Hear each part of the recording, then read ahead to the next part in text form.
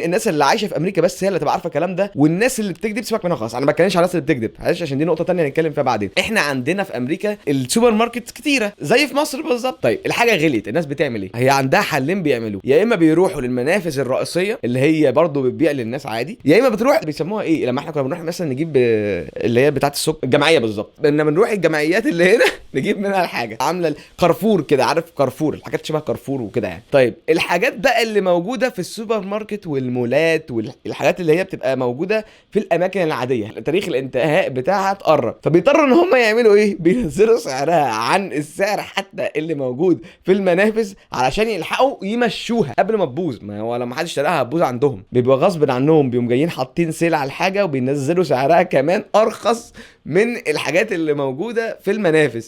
فاللي بيحصل ان مره واحده الناس كلها بتبقى عارفه ان في الوقت ده هينزل السيل، فبيقوم رايحين المحلات دي كلها مره واحده تتزحم، لان